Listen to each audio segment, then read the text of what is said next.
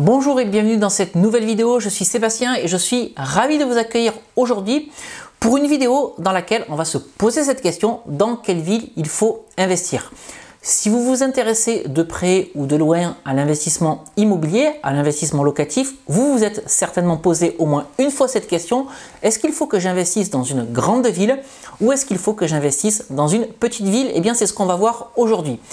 Mais avant tout, si vous vous retrouvez pour la première fois sur cette chaîne YouTube, eh bien je suis ravi de vous recevoir.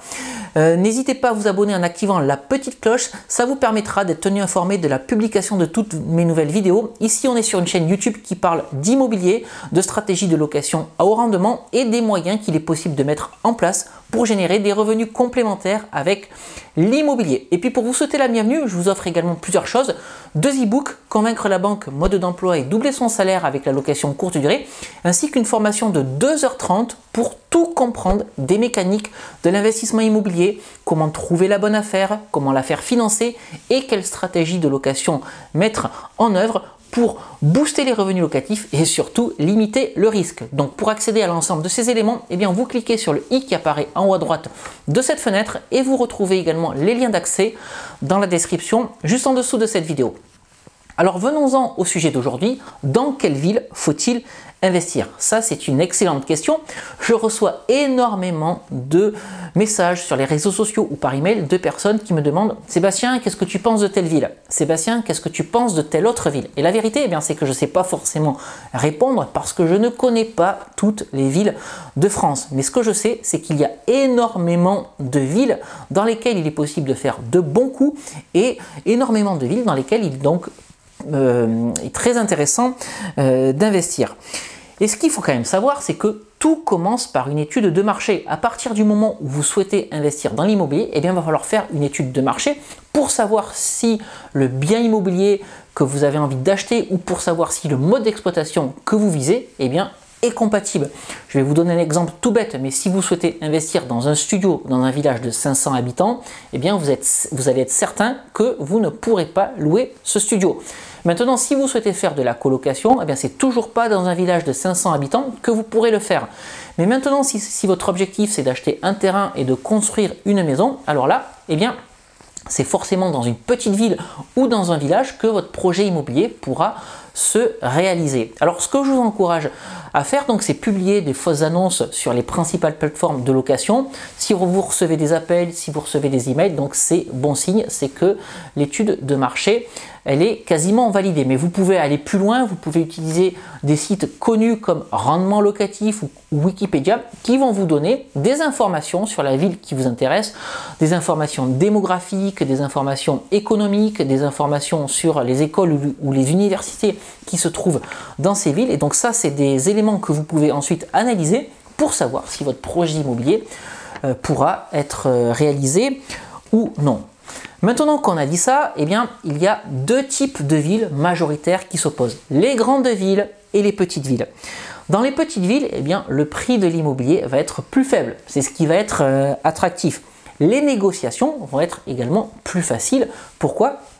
Eh bien, parce qu'il y aura moins de concurrence à l'achat et le cash flow dans ces petites villes va être quant à lui également plus important. Pourquoi plus important? Eh bien, parce que forcément il y a plus de risques dans les petites villes. La vacance locative, elle peut être plus importante et donc l'immobilier, c'est comme la bourse, hein. Plus vous allez prendre de risques, plus vous allez obtenir de gains. Maintenant, on va s'intéresser aux grandes villes. Dans ces villes-là, la négociation, elle va être beaucoup plus difficile. Pourquoi? Parce qu'il va y avoir beaucoup plus de concurrence à l'achat et dans ces grandes villes, le cash flow va être également plus faible, et c'est d'ailleurs pour ça que pour booster ce cash flow, il y a beaucoup de personnes qui dans les grandes villes vont adopter des stratégies de location telles que la location courte durée ou encore la colocation pour venir contrebalancer un prix d'achat fort et venir récupérer le cash flow. Ce qu'on peut également dire des petites villes, c'est que la valeur patrimoniale elle sera plus faible. Généralement, sur plusieurs décennies, la valeur d'un bien immobilier va augmenter, mais elle augmentera forcément beaucoup moins vite sur les petites villes. Et encore une fois, sur ces petites villes, le risque de vacances locatives va être plus important, alors que sur les grandes villes, la valeur patrimoniale va augmenter beaucoup plus vite, mais le risque de vacances locatives sera quant à lui beaucoup moins important. Et c'est maintenant là le vrai sujet, c'est ça le cœur du sujet. Faut-il investir dans des petites villes ou dans des grandes villes?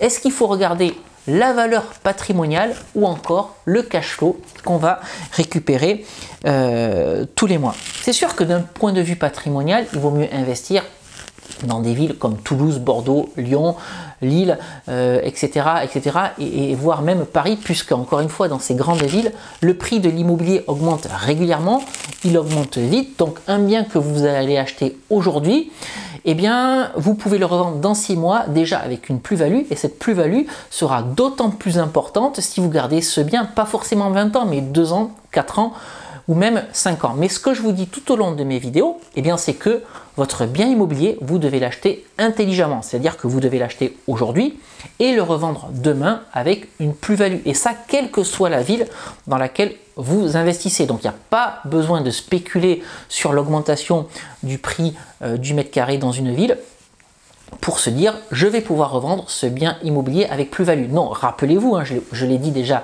une multitude de fois, la plus-value, vous devez la réaliser à l'achat. Et je tiens vraiment à souligner ce point-là parce que j'ai déjà vu des agents immobiliers dire ok, le prix de cet appartement dans ce coin-là, il est élevé, mais les 6 derniers mois nous ont montré que le prix de l'immobilier augmente, donc dans 6 mois, vous aurez rattrapé votre retard et vous aurez déjà réalisé une plus-value. Non, non, non, ça c'est une mauvaise façon de raisonner.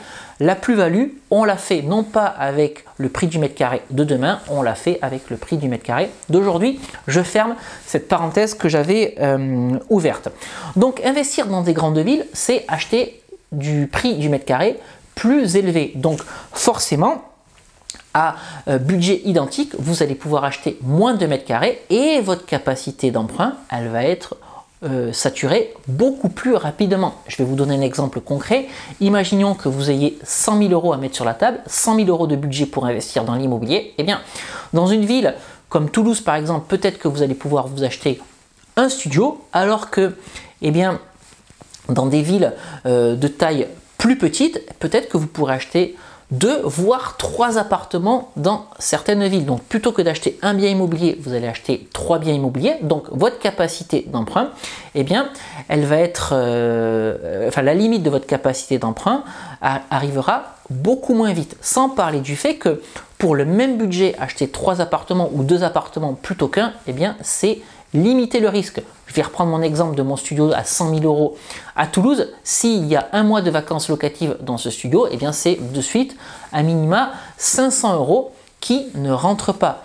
Alors que si vous avez divisé le risque dans une petite ville, avec 2 ou 3 appartements, la probabilité pour que les 2 ou 3 appartements soient vides en même temps, elle est quand même faible. Et donc, en cas de vacances locatives sur un appartement, eh bien, elle sera absorbée par le cash flow généré par les 2 autres appartements.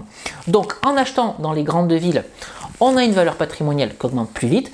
Par contre, on atteint sa capacité d'emprunt beaucoup plus rapidement. Investir dans une petite ville, c'est en revanche se garder de la capacité d'emprunt, c'est limiter le risque, mais par contre, voilà, c'est avoir des valeurs patrimoniales qui augmentent moins rapidement. Alors le principal argument des personnes qui sont pro grande ville, c'est de se dire oui, mais le bien immobilier va prendre de la valeur et lorsqu'on investit dans l'immobilier, c'est le patrimoine qui compte avant tout. C'est vrai, mais c'est pas vrai en même temps parce que cette valeur patrimoniale, certes, elle va être là, mais cette plus-value de 30 000 ou 50 000 euros, eh bien, elle est virtuelle. On ne pourra la récupérer que lorsque l'appartement sera vendu. Et généralement, on vend un appartement pour récupérer du cash quand on a besoin d'argent. Et lorsqu'on a besoin d'argent, c'est jamais bon signe. C'est-à-dire qu'il est arrivé voilà, un incident de vie. Donc, la vraie question à se poser, c'est est-ce qu'il faut mieux parier sur le patrimoine ou bien parier sur le cash qu'on peut récupérer plus facilement dans les petites villes parce que les rentabilités dans les petites villes vont être plus importantes. Alors, la conclusion de cette vidéo, c'est que il n'y a pas de bonne ou de mauvaise réponse. Il est Il peut être intéressant d'investir dans les grandes villes, mais il peut être aussi intéressant d'investir dans les petites villes. Et peut-être qu'il faut mixer le tout, voilà, encore une fois, pour panacher son immobilier et ne pas mettre tous les œufs dans le même panier. Voilà ce que je voulais partager avec vous aujourd'hui dans cette vidéo. Retenez bien les éléments essentiels de la valeur patrimoniale dans les grandes villes, mais du cash flow plus important et une rentabilité plus importante dans les petites villes. Donc indiquez-moi dans les commentaires en dessous de cette vidéo quelles sont vos stratégies d'investissement. Est-ce que vous êtes plutôt grande ville? Est-ce que vous êtes plutôt petite ville? Et qu'est-ce qui vous a conduit à investir dans les grandes villes ou dans les petites villes? Si cette vidéo vous a plu, comme d'habitude, eh n'hésitez pas à la liker, n'hésitez pas non plus à la partager, à la faire découvrir à des personnes qui s'intéressent à l'investissement immobilier. Et puis en attendant la prochaine vidéo sur cette chaîne, je vous souhaite de très bons investissements à tous.